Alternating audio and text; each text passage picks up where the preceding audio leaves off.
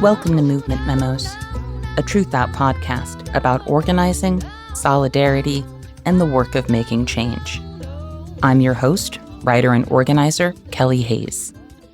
Today we are talking about fascism, including techno-fascism, mutual aid, and the kind of organizing and solidarity we need to survive these times.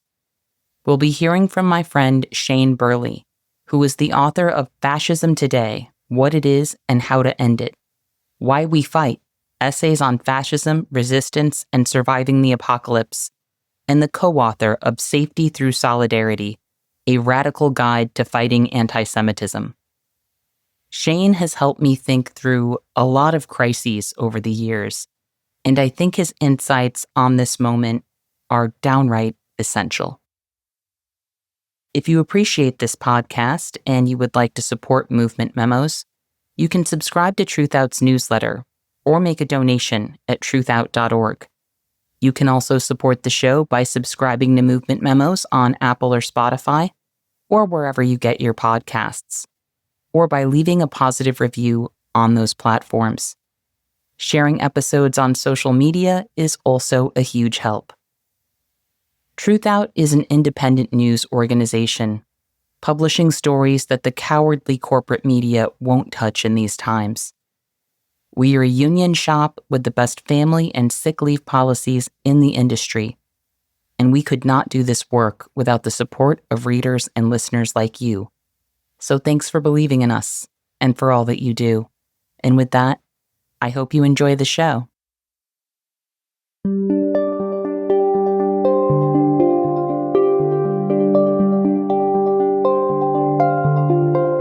Shane Burley, welcome to Movement Memos. Thanks for having me back again. How are you doing today, friend? I'm doing okay. It's been a rough few weeks. It's been a rough few weeks for everyone, so at least we're all doing it together. Absolutely. So it's been a while, but you've been on the show, I think, probably more than any other guest.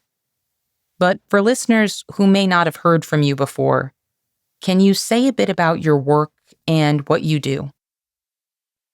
Sure, yeah. I'm out here in Portland, Oregon. I have written for a long time about fascism and far right and anti-fascist organizing, about social movements in general, mutual aid, and I've worked in organizing and housing and labor, mutual aid organizing, ecological defense, and other things over the years. And we've gotten together to talk about the state of the world and fighting back many, many, many times over, God, I don't know how many years at this point.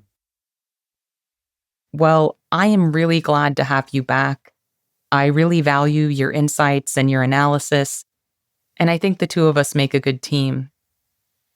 So to open up this conversation, I just want to ask, as someone who has studied fascism, fascist movements, and anti-fascist organizing for many years, how do you view the present moment? What are you noticing? And what do you think needs to be named? I mean, I think this is a totally unwritten, unpredicted situation where the rules are entirely different, and we should treat them as entirely differently.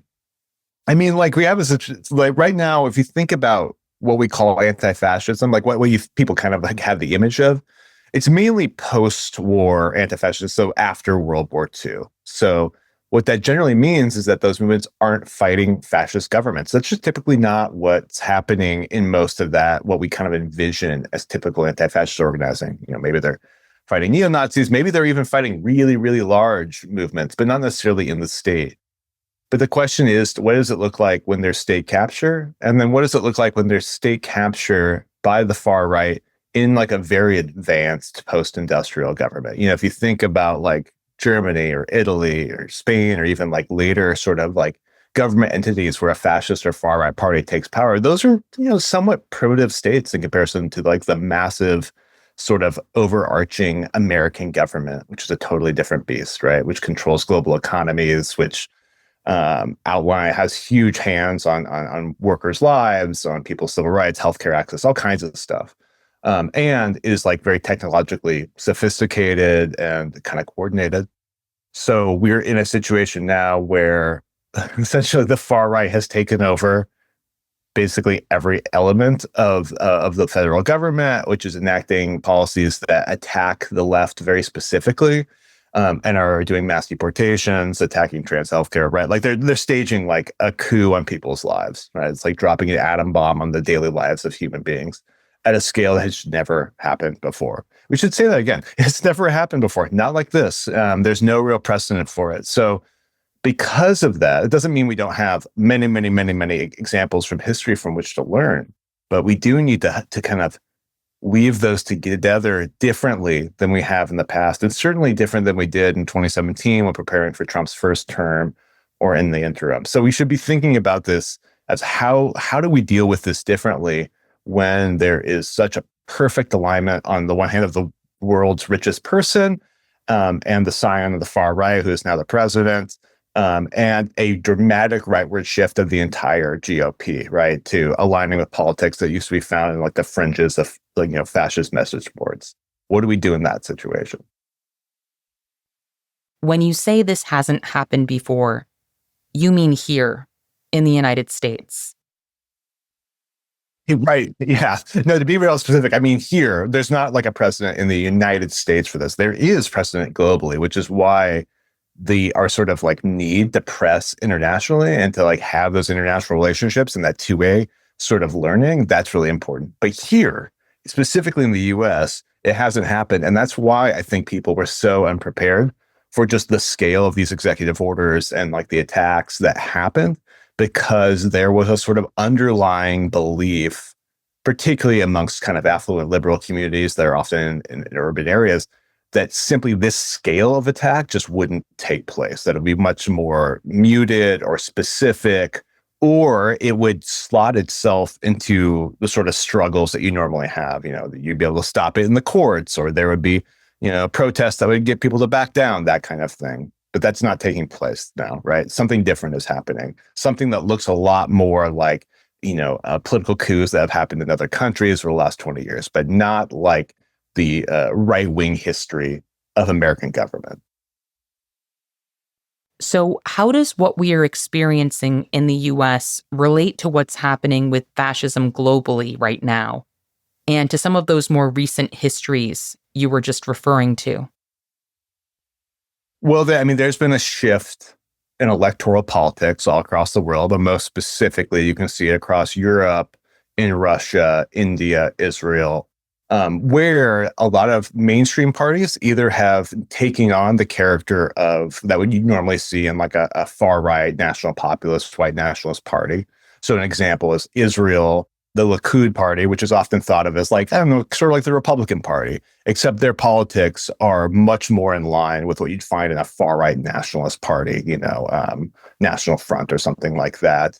In Europe, those have taken on that character, and at the same time, coalition governments are now bringing in far-right parties. So they're actually like working in collaboration in these places, which moves the entire apparatus very, very far to the right. So what you're seeing now is not just like an insurrectionary fascist movement, not like people in the streets. Those exist too, but it's a little bit different.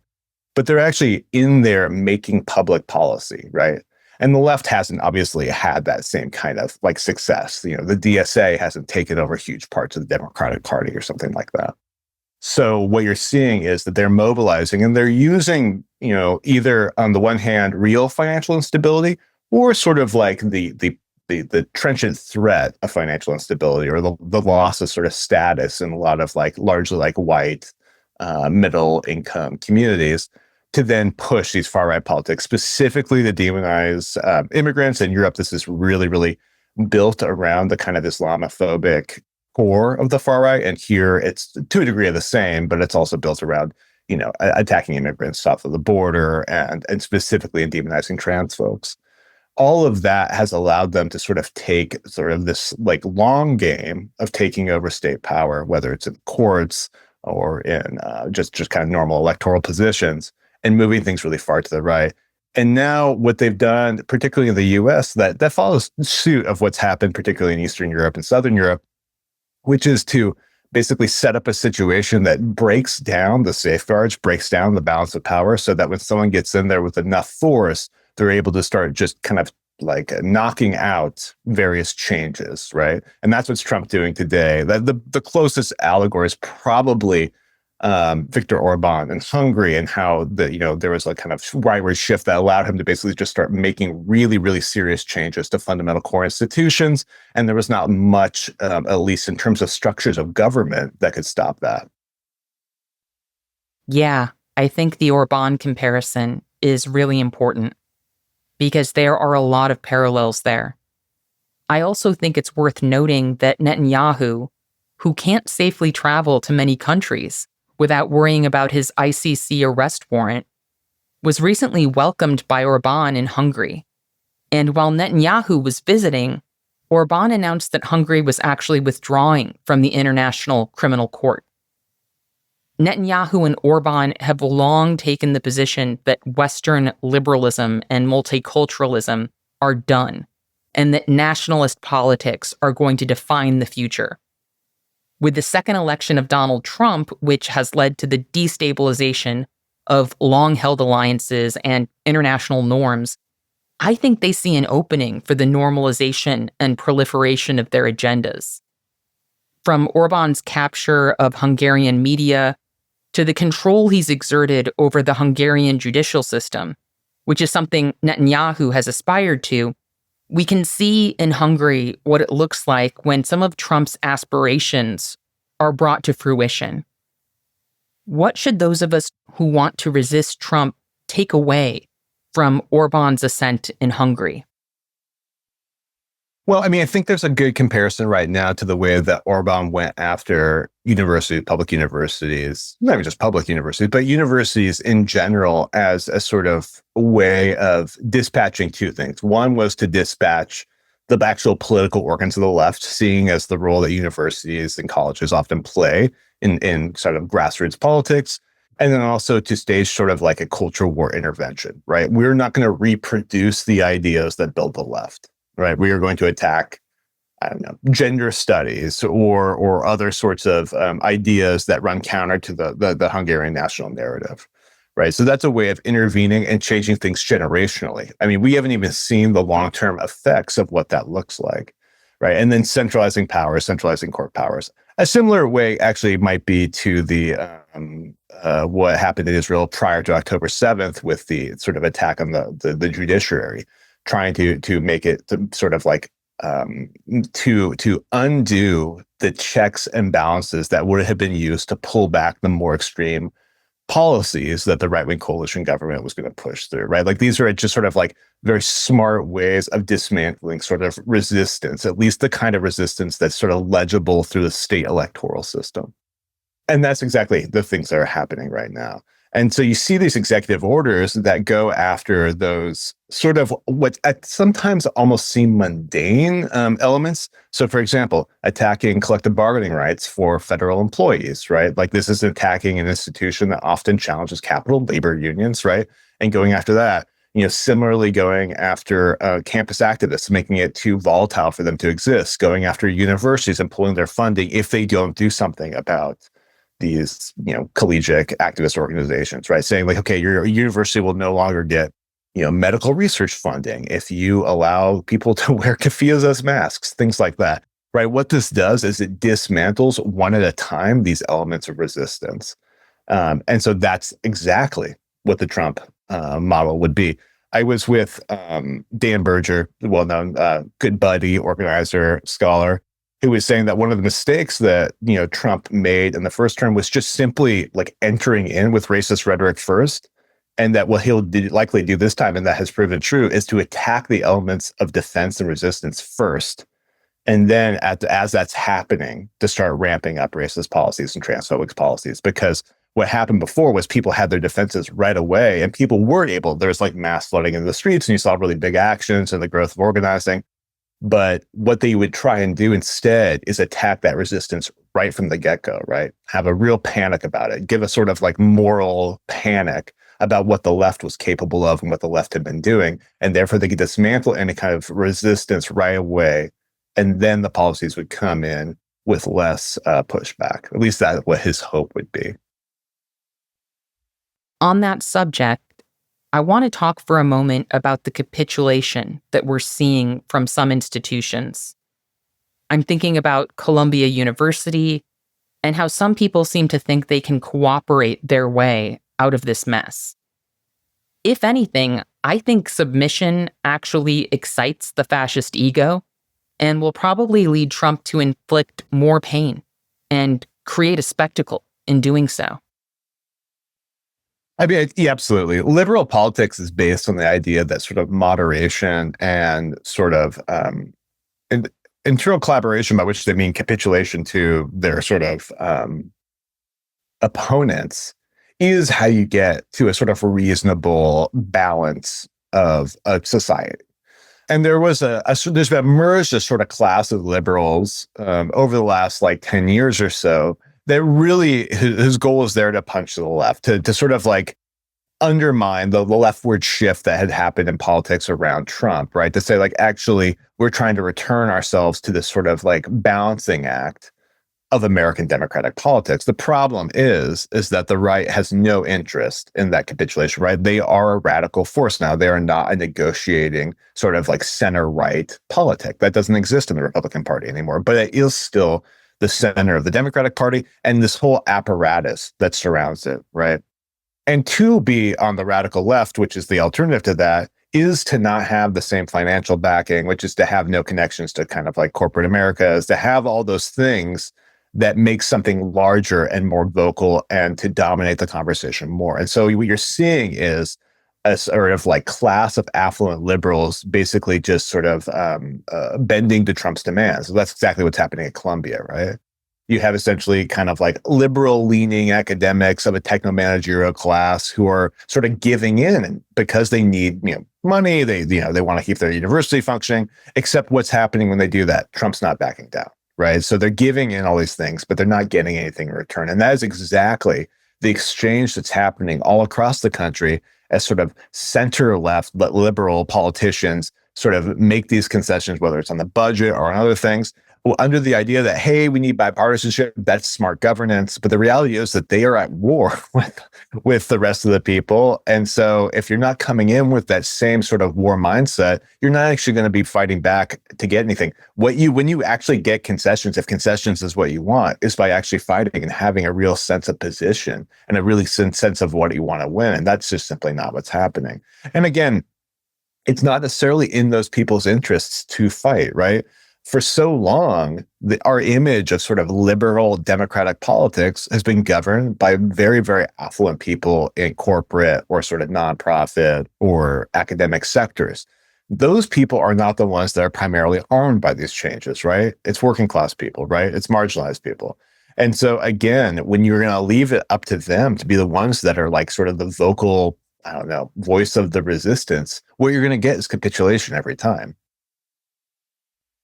So you're saying appeasement doesn't work? Never has and never fucking will. Like there's no situation in which that has ever worked. It can work in ensuring that you have a good donor base for your reelection, but it's not going to work to actually fight back against these really serious attacks. When Trump is attacking, for example, the labor movement and trying to erode the base of the entire workers' struggle, there's no negotiation that's going to help you to maintain the standards of living for the people those unions negotiate for, right? Like that's simply not how it works. You're going to have to fight and dismantle those attacks. But if you're not prepared to fight, then there's really nothing that you can expect to receive on the other end of it other than to maybe slow the process of destruction. So what kind of posture do you think makes sense right now for people whose communities and organizations are under attack? I think the first thing is they have to know that they're in a war. I mean, I think people need to know that they are under assault right now.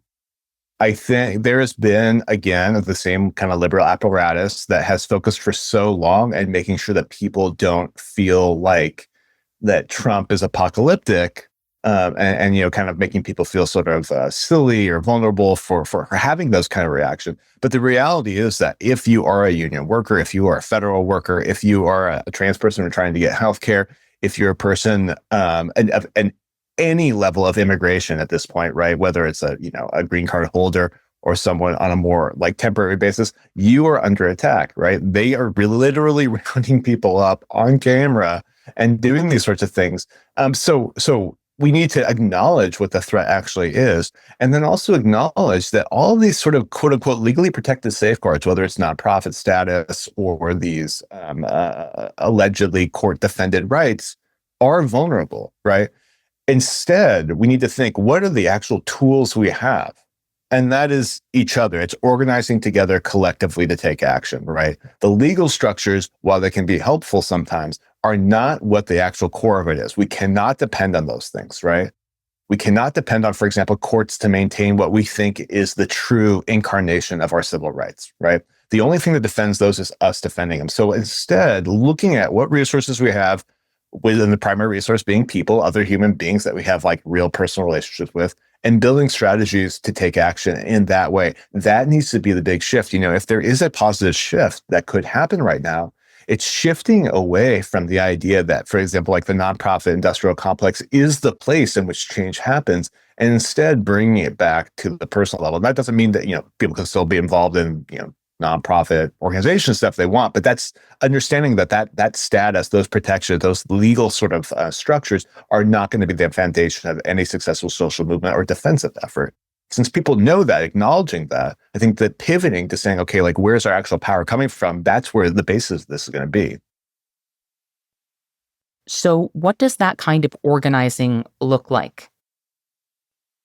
Well, I think it requires looking at each particular sort of node of a social movement as being distinct but collaborative, right? So we're seeing an attack, for example, on housing access, right? This didn't start with Trump. This is not a uniquely Trump issue, but it is when we're looking at the absolute dire sort of consequences of the economic collapse that we're going through right now. Housing is going to be a really big piece of that. So we need housing organizations, right?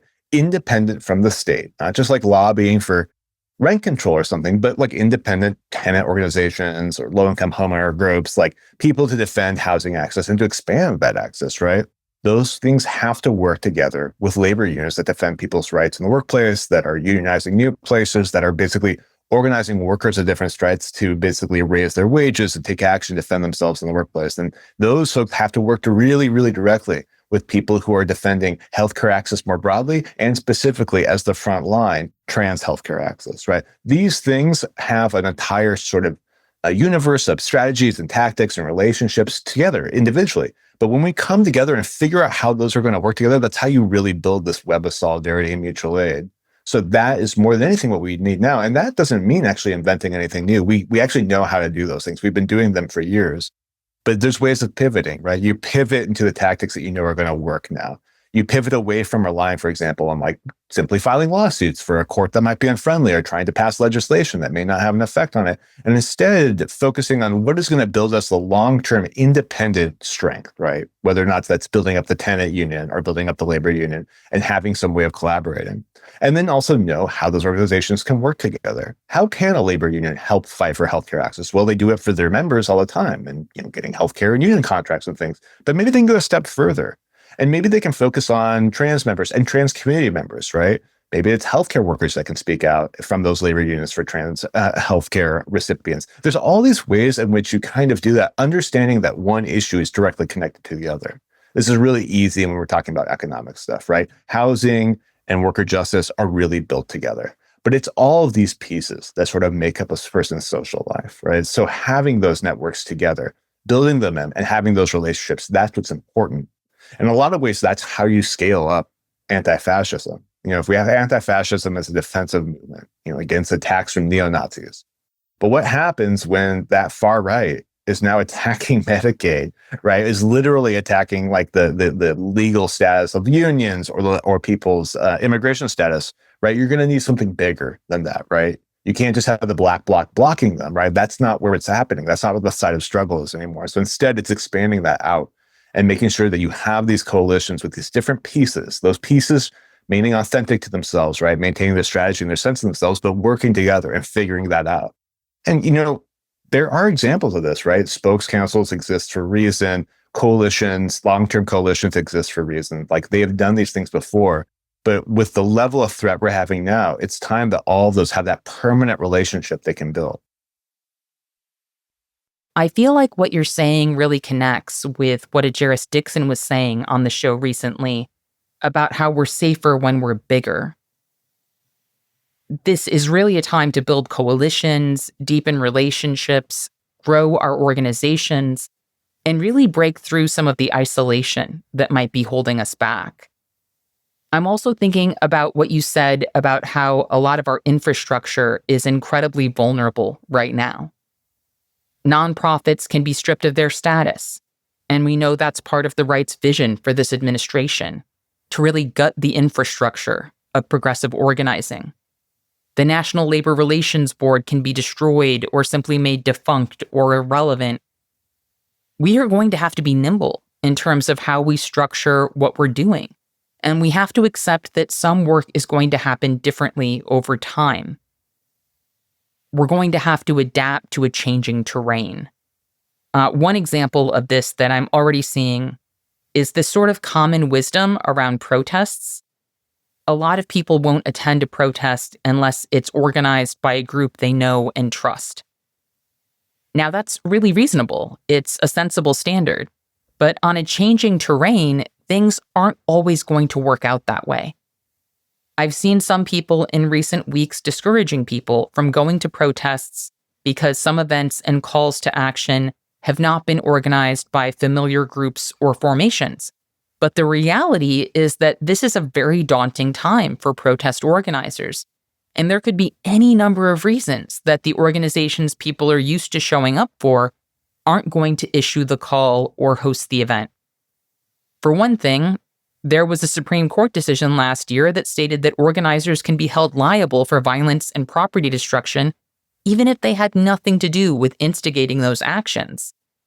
I'm sure some people are thinking about how that might be weaponized in the current climate. Some organizations are undoubtedly worried about losing their nonprofit status. Some are probably worried about getting hit with a multi-million-dollar judgment. In a recent lawsuit, Energy Transfer basically pegged the entire Standing Rock movement on Greenpeace and won a judgment for $660 million, which is preposterous, but it happened. And that case has chilling implications, not only for protest organizers, but for groups doing support work or direct action workshops.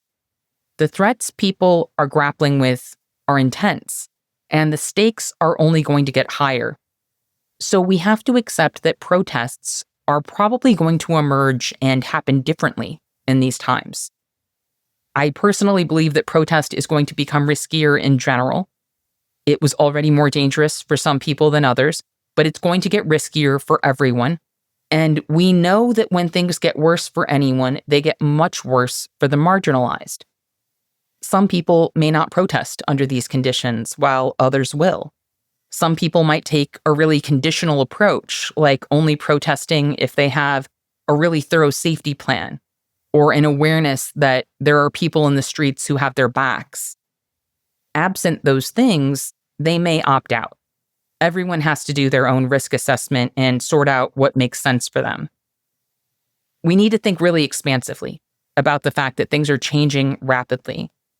We need to be adaptable, and we have to be willing to innovate and engage differently amid changing conditions, whatever that means for us.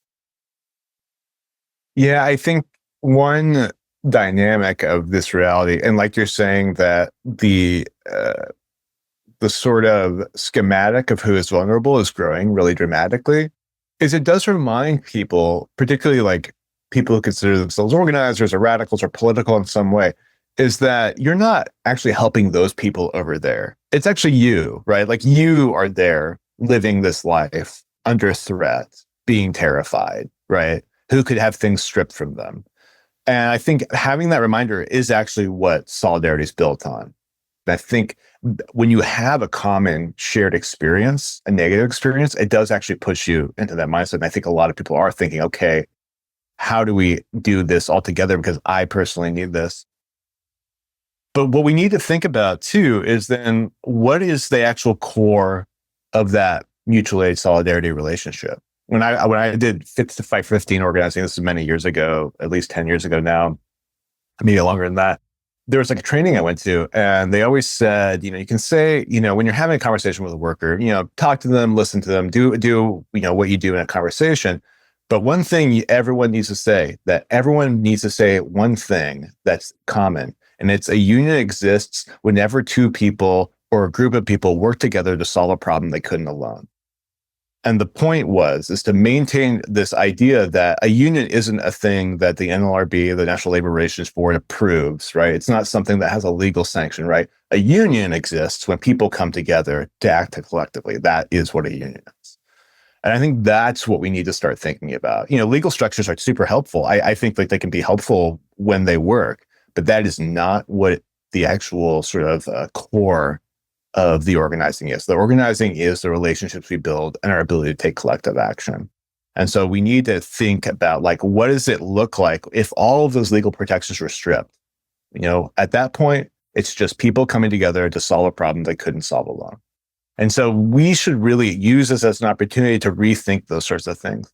And at the same time, as you're watching the erosion of not just of legal protections, but of social safety net, of real stable access to almost any resource, what does it look like to share resources? Because that has a whole number of implications when you do that.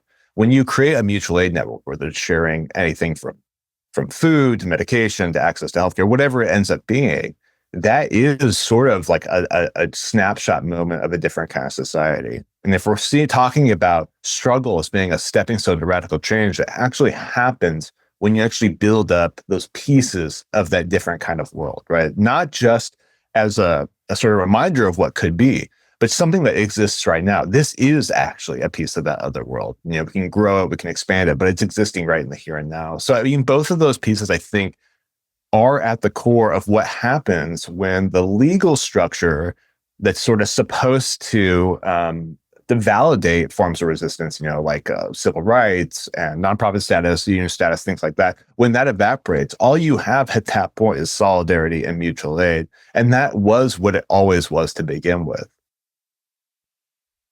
I feel like the work of collective survival also has the potential to help us get past some of the differences that keep us fractured and divided, and that make us less effective. I always think about my dad in AA and how his politics evolved because he was committed to the project of collective survival, where his sobriety was bound up in this collective project of not drinking. Taking that seriously and helping other people do what they needed to do in order to stay sober meant understanding people in ways he hadn't before, and taking seriously what they were up against. Through that process, his politics evolved in ways I couldn't have predicted, and that I couldn't have inspired just by telling him that he should look at something differently.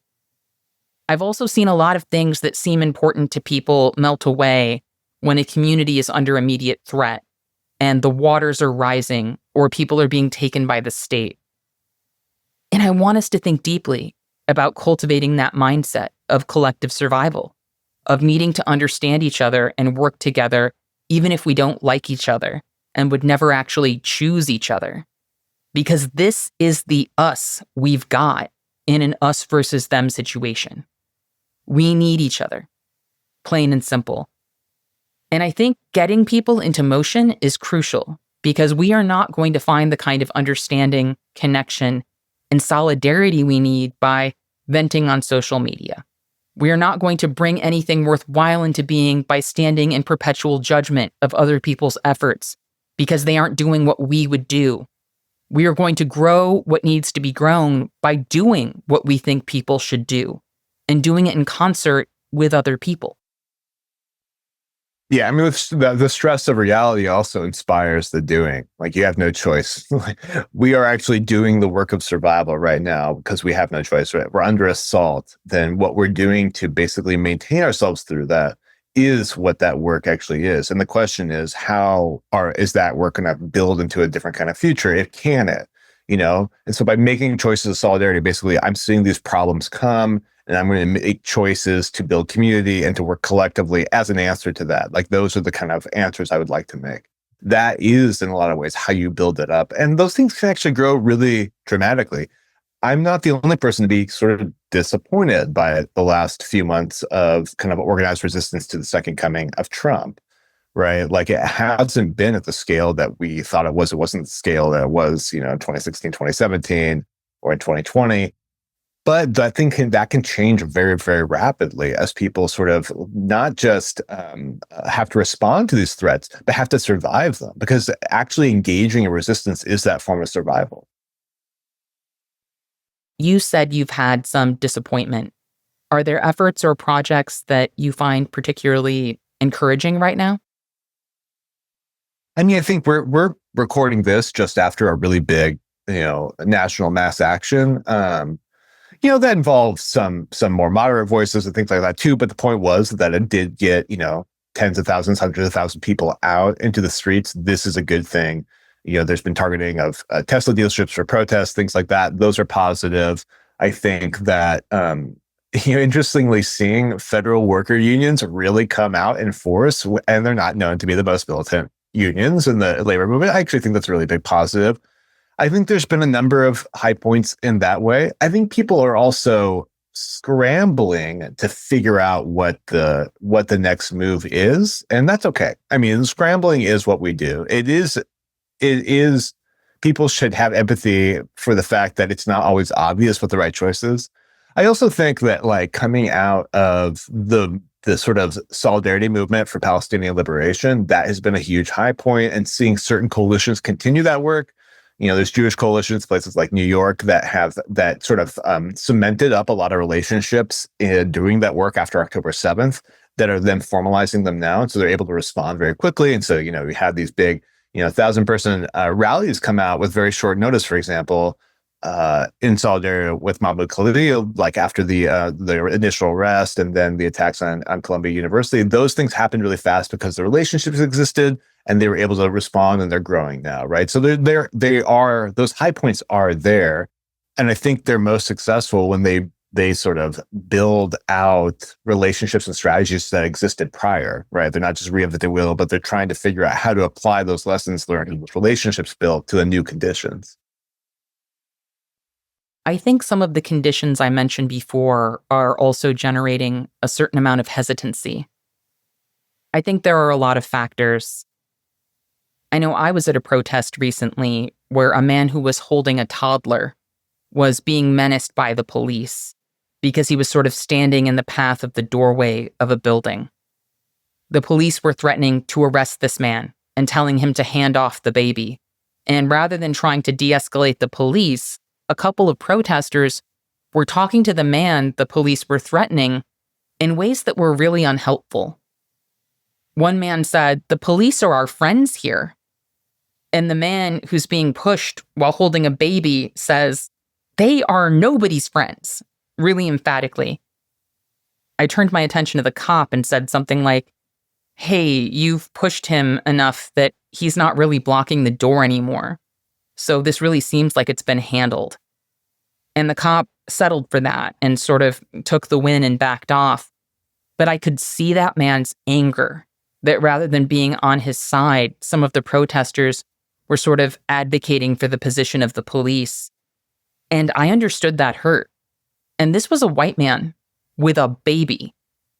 There are a lot of people who have much more intense vulnerabilities, some of whom have trauma around being brutalized or around seeing their Black or Indigenous kin brutalized by police. I think we are living in a politically fractured environment right now, and that there isn't a lot of trust. People are afraid that if they show up for a cause, they could be harmed and undefended. So I want to name those concerns, and that they don't come from nothing. The solution can't just be that people need to get over those fears. But I also want to say that I have been excited about some of the less public work that's going on, and some of the work that's not playing out in the streets, but that definitely has a major impact on our communities and our movements. Interrupting Criminalization's Beyond Do No Harm network is a great example of folks cultivating resistance in essential, practical ways. The Chicago Teachers Union has done amazing work around creating a template for what defending our schools against ICE raids can look like. in addition to bargaining for the public good. So when we're thinking about the ways people are in motion, in spite of all the fractures and schisms that are holding us back, I hope folks will keep that work in mind as well. Yeah, I think there's also we're going through a process by which there's also a separation of the left from a lot of nonprofits that weren't maybe not the core. These are not core radical nonprofits. They're not like core labor unions or anything like that. Around issues about the ceasefire, around Israel-Palestine, which was a big breaking point, the DNC's inability to carry through really any of the sort of demands of the actual left. So people are finding their way a little bit separate from some of what people outside of the core sort of active spaces would have recognized as sort of leaders in these spaces. So we should expect that things are going to be different. But that doesn't mean that they can't have the same sort of mass constituencies they've had before.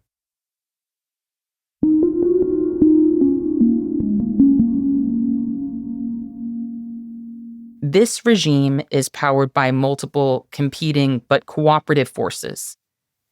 And one of those forces is techno-fascism. The old school Republican Party has really yielded itself to the MAGA movement. And the leader of the MAGA movement, Donald Trump, has handed off a whole lot of power to Elon Musk and Doge. In Elon Musk, we have this billionaire, the richest man in the world, who is referred to federal workers as the parasite class. We have Doge gutting government agencies and burrowing its way into the Social Security system, DHS, and pushing to centralize government data in ways that could create a kind of panopticon for people in the US, surveillance-wise. As someone who's been paying attention to the cults of Silicon Valley for quite a while now, I'm not exactly shocked by these developments, because their rate of economic and institutional capture has been incredible, but the severity of the situation is rather stunning. Do you have any thoughts on the role these techno-fascists are playing in the current moment and how they ought to be fought? Yeah, I mean, this is the sort of the tail end of a long far right social movement that really settled into Silicon Valley, really starting in the 90s, but more closer to the larger financial collapse. You know, we've started to sort of see what we think would be fairly called a big grand realignment of tech leaders who had been, to a large degree, sort of like neoliberal supporters of the Democratic Party, particularly as the Democratic Party facilitated wealth transfer to tech companies through, public-private partnerships or subsidies, things like that. They had played for a long time thinking that, for example, these socially liberal policies, as long as they supported sort of money coming into, in relationship to venture capital or into things like, Tesla, that was in their favor. And they really started to shift that when they started to see sort of political issues around particularly identity-based struggles as being sort of a something that could erode their power sector or maybe connect the labor unions in some way. But basically, they started to see that as a form of sort of resistance to their power and began to shift to Trump. And one of the realities about Trumpism and his economic protectionism is that they largely believe that there will be carve-outs for particular tech leaders, and there probably will be. And having a protected economy with carve-outs is much more sort of safe as a channel of wealth than just having kind of an anarchic system of free markets, which can accumulate wealth, but also has competition. And so what you're seeing now is this tariff system, which has just basically dropped an atom bomb on the economy, likely under the belief that there will be some ways of these tech leaders, some fashion in which these tech leaders will continue to receive their sort of wealth transfer from the working class up to their bank accounts. But we've seen this coming from Silicon Valley from a very particular ideological legacy. So a person that's been brought up a lot recently is Curtis Yarvin, who is a blogger and a tech developer who had helped build what's called the neo-reactionary movement, sometimes called dark enlightenment. Well, it's the idea that democracy is a failure. Human beings are not equal, whether individually or racially or nationally or by gender. And that we need a strong monarchical leader in the form of a CEO to basically take control of society and run it like a business. And this is a lot of the sort of internal mythology that runs venture capital in Silicon Valley, and it became more and more increasingly popular particularly around people like Peter Thiel, as he got really involved in, funding Trump campaign, but other kind of right-wing campaigns. And this has been really important. For example, Vice President Vance has been influenced by this. It used to be sort of an embarrassment to be associated with Yarvin because he comes in with incredibly racist ideas. These are open fascist movements. Except now he's being interviewed in the New York Times because political leaders and major tech funders of campaigns are citing him openly, right? This anti-democratic trend that's often associated sometimes with what's called post-capitalism, but a kind of new, vibrant libertarianism or free marketism mixed with authoritarian politics at home. This has become a kind of publicly stated part of the tech identity now. So we've had this really big shift over. And so now what you have is the world's richest man essentially entering into the American government and just, laying off millions of workers in the same way that he would move fast and break things in a company of his own, like he did in Twitter, now X. So this is sort of the logic of the Silicon Valley far right, which had its own kind of internal culture and politics and lingo, now heading not just into the government, into all areas of politics and social life and our discourse. And this is not new, It made me, when watching Elon Musk talk about the parasite class, for example, it reminded me of Sam Francis, who was a very important kind of white nationalist figure. And before that, he had been at the GOP amongst what were called paleoconservatives, so a kind of far right-wing element in the Republican Party that had this belief that sort of technocrats had taken over different parts of the government and the economy, and that they were a class of their own, and we had to strip those out and give control back to what he called middle American radicals. This is not altogether different than the way the MAGA movement talks about the deep state, right? Taking power away from the peoples. And I think at one point, the idea that there was professional people in the government, Musk said that means that we're not in a democracy, we're in a bureaucracy. This is the kind of logic you've heard on the far right for decades and decades and decades. And so all of this is about restating these far-right politics and now putting them in positions of power. So if we talk about the idea of state capture, we're not just talking about the fact that the Republican Party moved further to the right, and now they have all sort of wings of federal government, and therefore they're able to push through legislation.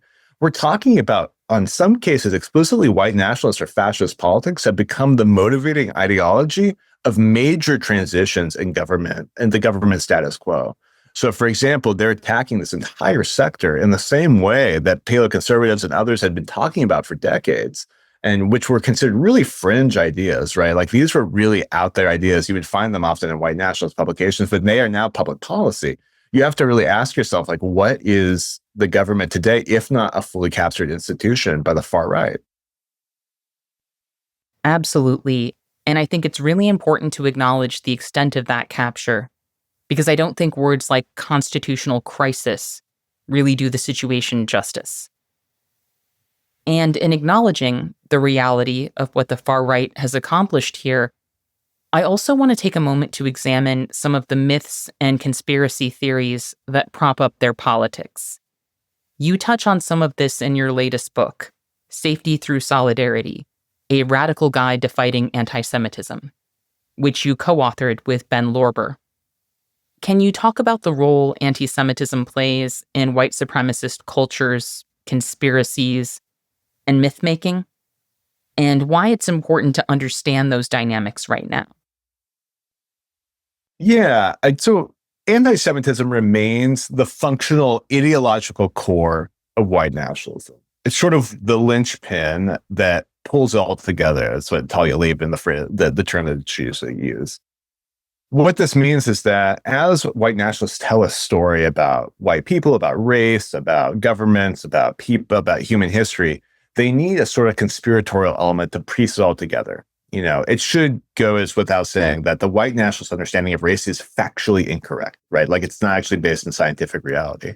Their narrative, for example, about Black people is that they're incapable, they have low IQs, but then they can't explain why there has been Black uplift or Black social movements or Black development over the years. Well, they need an answer to that question. And the answer is Jews, right? That Black people are being controlled by Ashkenazi Jews, that Jews control the government, they control finance. They're the ones who invented both capitalism and communism. Basically, Jews are sort of the cornerstone of the modern world that makes, white non-Jews so unfree, right? That attacks our sense of self, that distorts gender roles, that distorts natural hierarchies. And so it has continued to be, over the decades and the centuries, the real cornerstone ideological construct that white nationalists depends on. And this is not just amongst sort of neo-Nazi fringe, right? Anti-Semitic conspiracy theories have been in a lot of ways coded and secularized in ways that have made them really, really frequently popular just amongst the mainstream right, and particularly a right that tries to explain economic disenfranchisement and to develop a populist politics. So if you're talking about a white working class that's had falling real wages for decades, that has been disconnected from the community, that doesn't have strong relationships anymore, but you don't actually want to offer them economic uplift, you're not going to support unions, you're not going to support social programs. Well, you have to give them a story that acknowledges their suffering, but channels them away from actual solutions and into reifying the same right-wing vision you're offering. And the way you do that is with a conspiracy theory, right? It's not capitalism itself, it's those capitalists, with names like Rothschild or Soros, right? That's a way of basically sort of making it a more specific image of an enemy without looking at any of the structural factors involved. And so as we see, particularly in the modern right, conspiracy theories are the way that they channel and then neutralize the class anger of sort of like the dominant audiences they're looking for, usually, white men or male-like people in the US. So the question ends up being, too, how do we talk about this anti-Semitic reality, the reality that the right is sort of, in a lot of ways, foundationally built on these anti-Semitic conspiracy theories at a time when the right is constantly talking about anti-Semitism. Anti-Semitism has, for them, been one of the primary rallying cries they use to attack the left, particularly the Palestine Solidarity Movement, right? Claims of anti-Semitism are really a big part of how they've created this reactionary fervor in their movement. And it's allegedly in defense of Jews who are being victimized by this anti-Semitism, that they're attacking immigrant groups, where they're attacking social movements, attacking nonprofits, things like that. That's all in allegedly to defend Jews against anti-Semitism. So we're in a real serious bind at the moment where anti-Semitism, actual rates of anti-Semitic attacks are peaking at levels we haven't seen in a long time. Actual white nationalism has grown severely. Anti-Semitic conspiracy theories are incredibly common across the GOP, whether it's through the Great Replacement theory, the idea that Jews or a quote-unquote elite class are trying to bring in non-white immigrants to replace native-born whites. All of these things are really, really frequent on the one hand, and at the other time, the right never stops talking about anti-Semitism, except it's pointing directly at the left every single time and using really spurious and weaponized claims to do so. And so one of the things that we talk about in the book is it's important for us to really understand how this stuff works. One is, to fight anti-Semitism, defend Jews from attacks. All those things are important. But two, to also see how anti-Semitism is kind of used to split the working class, to give them false promises about how to solve their problems, and how these things are all related. And one thing that's really important is to understand is that, like, when white nationalists create this story about Black communities, it dovetails with anti-Semitism in almost every conversation. If we look at the attack on trans healthcare, if you look at the language people are using, they often have a pretty clear idea of who is, for example, attacking the community, with youth gender medicine or something, right? They blame Rothschilds, they blame globalists or elite classes, right? They essentially use anti-Semitic conspiracy theories to explain why they think, trans healthcare development is happening. So these things end up being related. And so one of the things we tried to pull out in the book is how can we look at different forms of oppression, both structural and interpersonal, and combine them together and say, like, look, these things are related and we have to struggle with them in a similar way. And that's how we think of anti-Semitism. Anti-Semitism is not disconnected from any other form of struggle.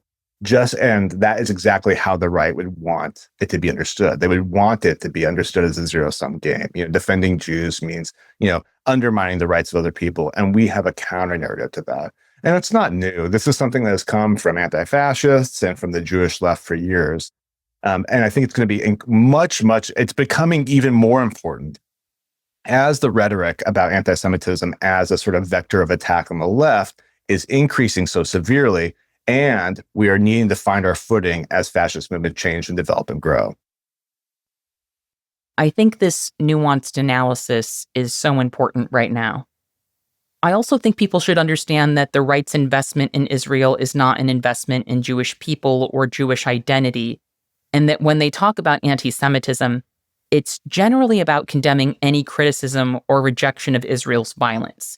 Trump's administration is bound to Netanyahu's in some really important ways.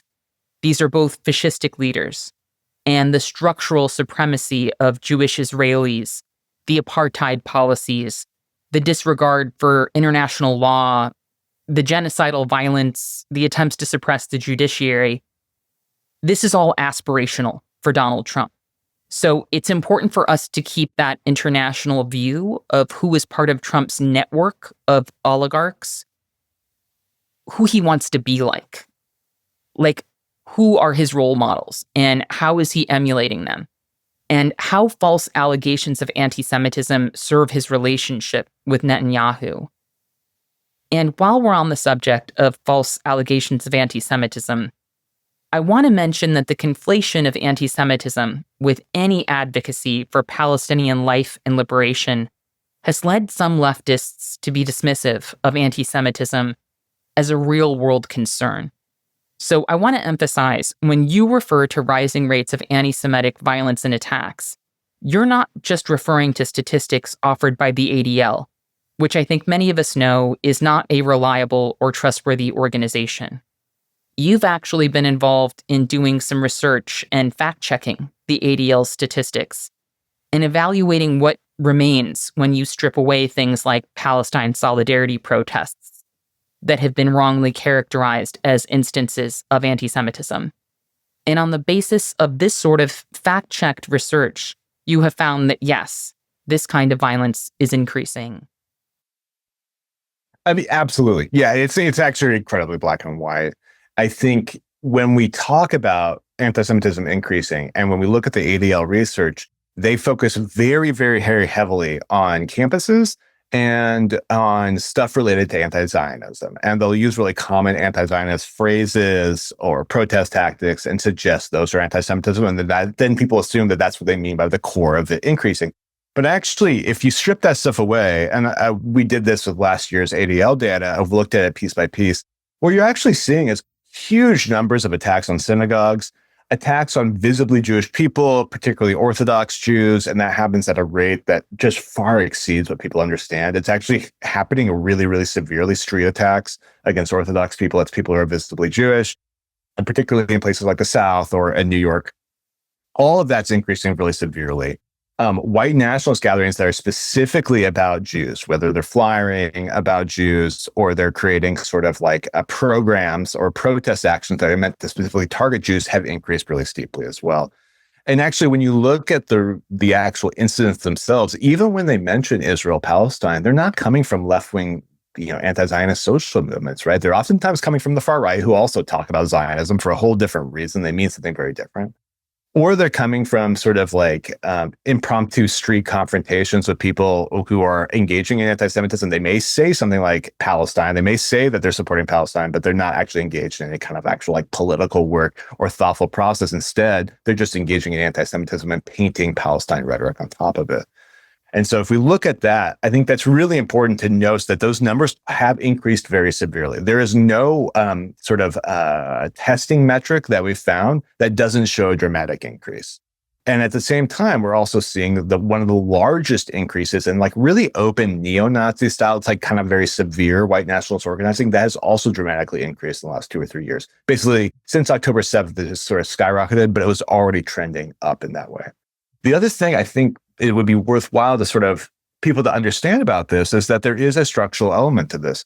There's something built into sort of the common kind of Western understanding of politics that constantly reproduces these conspiracy theories and leans people back to these sort of anti-Semitic ideas. So they reproduce over years. And that's really built into a lot of the ways that we misunderstand inequalities and the way that alienation is built in the economy. And also keep in mind, there are places like, for example, prisons where anti-Semitism looks like it did 100 years ago, where interpersonal attacks are very, very severe. There's places like the Bible Belt in the South where Jews have trouble finding houses sometimes, or have trouble adopting, or have trouble, taking their kids to school. So like when I think people are able to dismiss some anti-Semitism or say, hey, it's not that severe, they're not thinking about like when I have been confronted by a Proud Boy with a gun who calls me a Jew. Like that's not the image of the anti-Semitism that they're thinking of. They're thinking of like an off-color phrase at a protest. And so I think it's important to pull that back and say, no, let's actually look at like what's happening. What kind of street attacks are happening? How does this actually play out in people's lives? And what is possible in terms of anti-Semitism? Like what kind of violence is possible there? I really appreciate that clarity. I want to circle back to something you said earlier about us not seeing the kind of mass participation in protest we saw in 2020. I think another difference between 2025 and 2020 is that in the early pandemic, a lot more people were determined to figure out how they could help. There was an explosion of mutual aid. Everyone I talked to wanted to contribute to a cause in whatever way they could.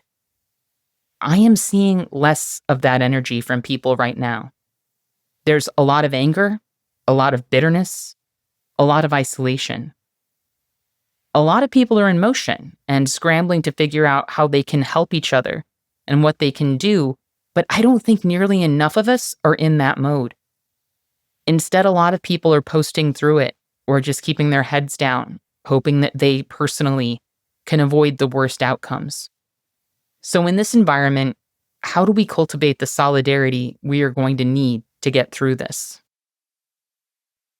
Yeah, I think that there has been some social movements that were easier to bridge difference in, and COVID mutual aid was one of those. I think anti-fascism has been one of those, where lots of people had just those kind of crossover feelings that though they might have some political differences, they were able to meet on this sort of reality. People were able to sort of meet on the fact that what happened in Charlottesville was bad, that the people needed help during COVID. That was a low bar for a lot of people. But other social movements have shown that there actually is a big reactionary core that wasn't willing to move on certain things. Palestine was one of those. I think that there's also a sort of liberal unwillingness to sort of stand up on trans issues in the way that we need folks to.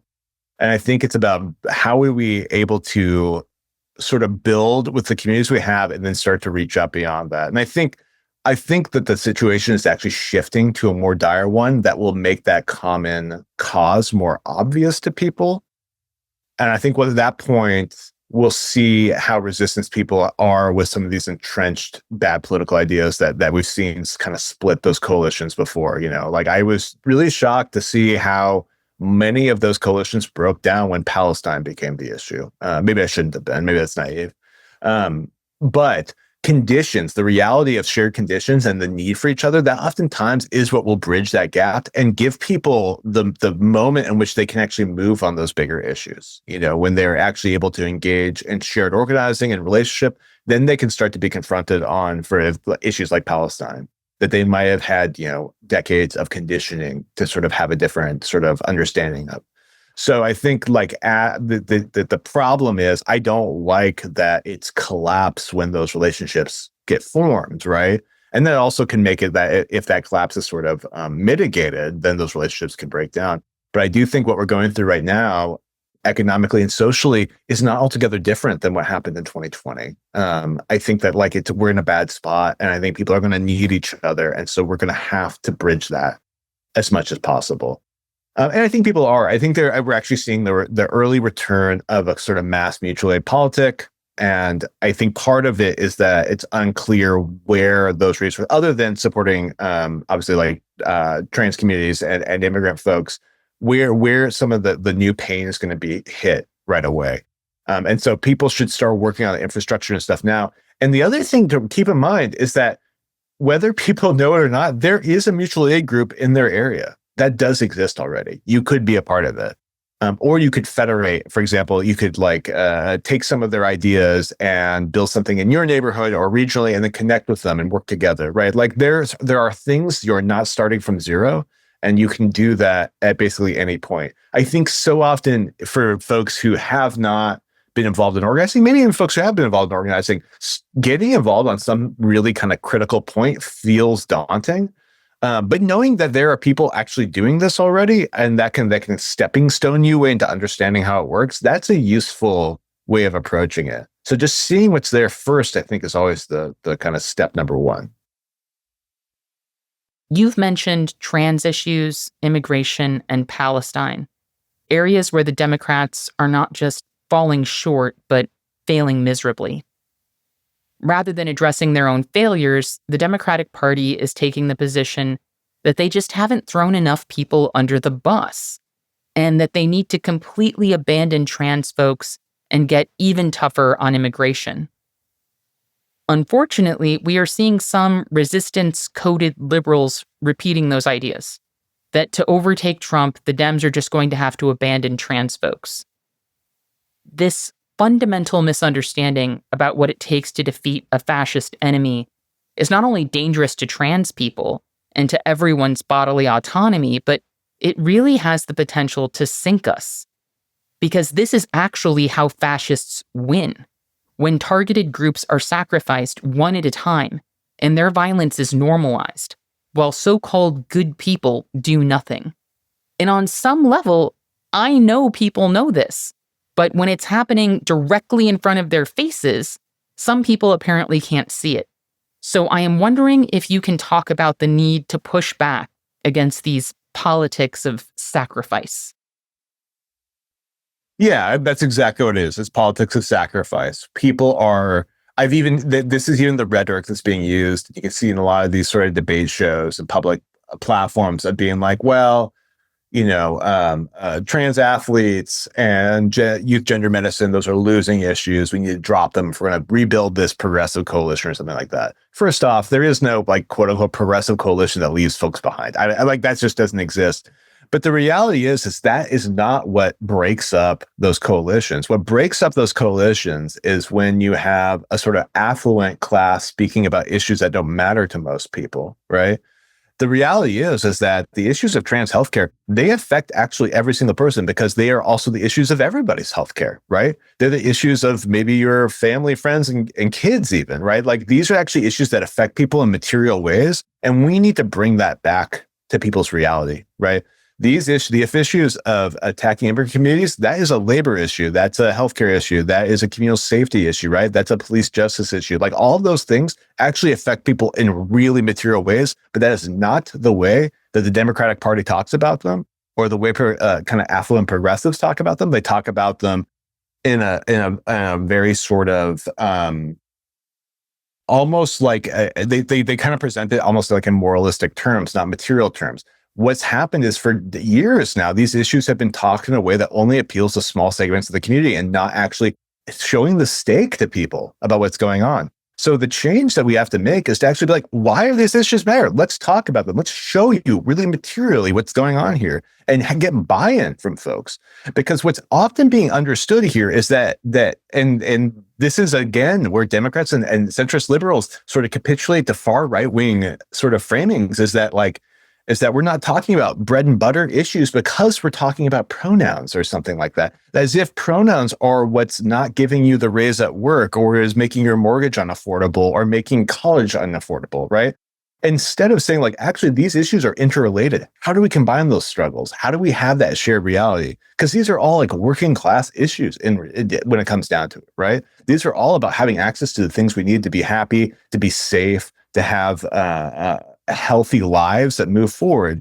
So I think part of the problem here is that the wrong people have spoken about these issues for a very long time because they're the ones who have access to speech modules. They're the ones who get invited on the TV shows. They're the ones that can pay for political ads, things like that. Instead, this needs to be actual working people talking about the issues that matter and why they should matter to everyone. That's how you build solidarity, right? When someone sees these issues of trans healthcare and says, actually, that matters to me, that impacts lives, that's actually connected to the things I'm doing in my life, the things that affect me in my life, that's when you win. That's when you actually build a revolutionary movement. And that is just not the way those issues have been talked about because it is not us talking about them. And so I think we need to bring it back to the actual communities that are most affected and the folks that are trying to build bonds to have militant resistance, because that is where the struggle is happening. And so For too long, we are sort of having, even on the radical left, we're having to deal with the mistakes that kind of liberal politicians, the liberal political class have made. And I think part of what's happening over the last year, and partially this is because of the splits around Israel-Palestine and the failure of the Democratic Party to do anything to stop a genocide, I think is that we're actually breaking away from them. And that gives us the opportunity to speak for ourselves and to actually talk about the issues that matter and to talk to communities about like why these issues matter. That's what's going to be really important.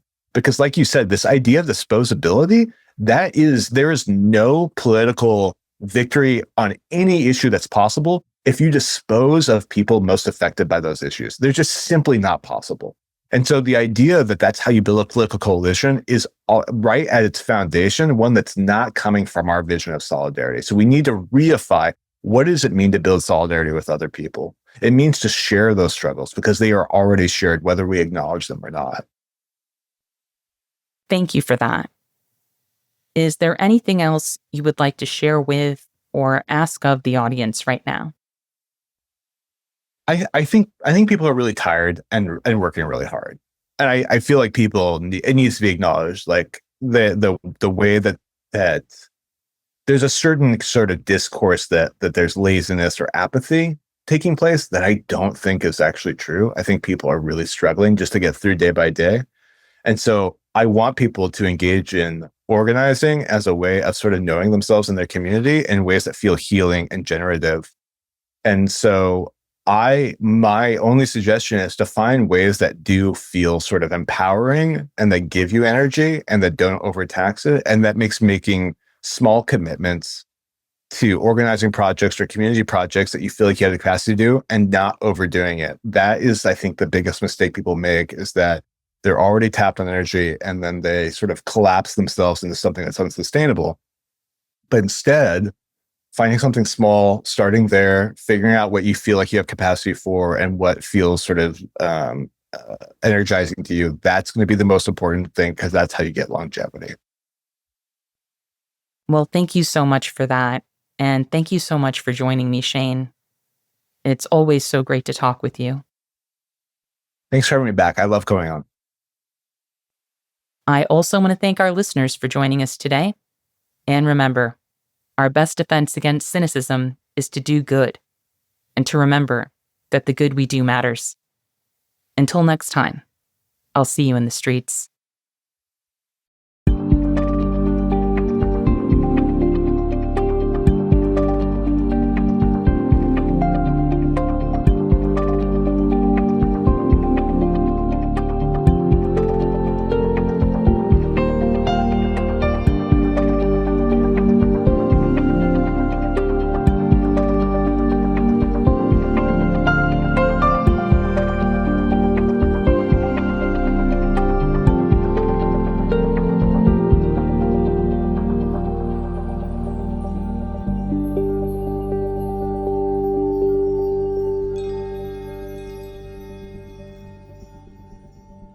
Thank you for listening to Movement Memos. This show wouldn't exist if it weren't for Truthout, and Truthout's independent news and commentary wouldn't exist without listeners and readers like you. We have no paywalls, no corporate sponsors, and no ads, except for fundraising appeals like this one. So if you can and would like to support our work, please consider dropping by truthout.org to make a donation today.